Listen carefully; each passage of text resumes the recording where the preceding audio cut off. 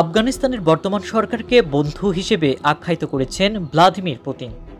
বৃহস্পতিবার কাজাখস্তানের রাজধানী আস্তানায় এক সম্মেলনে অংশ নিয়ে রুশ প্রেসিডেন্ট প্রকাশ্যে এ ঘোষণা দেন। পুতিন বলেন, সন্ত্রাস বিরোধী লড়াইয়ে মস্কোর অন্যতম মিত্র আফগানিস্তানের বর্তমান সরকার।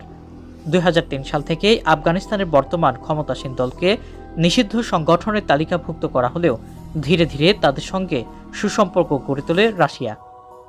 গত মাসে আফগানিস্তানের সঙ্গে নতুন করে সম্পর্ক গড়ে তোলার নির্দেশ দেন পুতিন। রুশ প্রেসিডেন্ট বলেন, আফগানিস্তানের বর্তমান সরকারকে অবশ্যই মেনে নিতে হবে, কারণ বর্তমানে তারা দেশটি নিয়ন্ত্রণ করছে। এখন তারা অবশ্যই সন্ত্রাসবাদের বিরুদ্ধে লড়াইয়ে রাশিয়ার সহযোগী।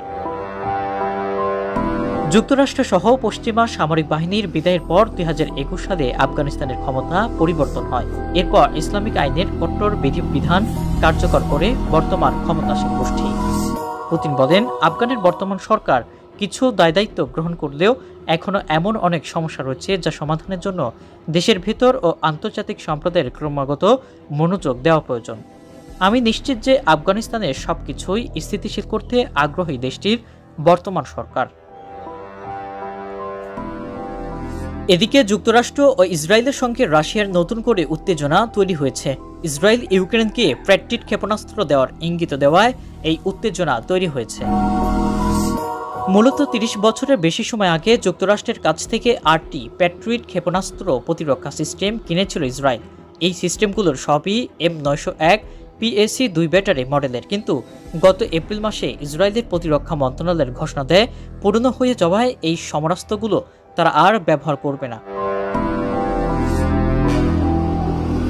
ইসরায়েলের এই ঘোষণার পরপরই ক্ষেপণাস্ত্র প্রতিরক্ষা সিস্টেমগুলো ইউক্রেনের প্রতিরক্ষা বাহিনীকে দেওয়ার অনুরোধ জানায় কিয়েভ। এই ইস্যুতে যুক্তরাষ্ট্র, ইসরায়েল ও ইউক্রেনের মধ্যে সম্প্রতি কয়েক দফা আলোচনা হয়েছে। তবে বসে থাকেননি পুতিন। তিনি নিষিদ্ধ ঘোষিত মাঝারি পাল্লার মিসাইলের উৎপাদন শুরুর নির্দেশ দিয়েছেন। ধারণা করা হচ্ছে, ইসরায়েল ও যুক্তরাষ্ট্রকে শায়েস্তা করতেই পুতিন এমন কঠিন সিদ্ধান্ত নিয়েছেন।